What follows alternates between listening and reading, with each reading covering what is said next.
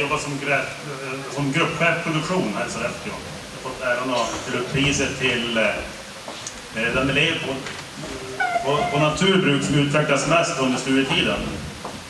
Och motiveringen är, och stipendiet är på 5 000 kronor i år för övrigt. Med god blick och bra förståelse för helheten har hen visat goda resultat i sitt arbete, sätter både prestation och kvalitet.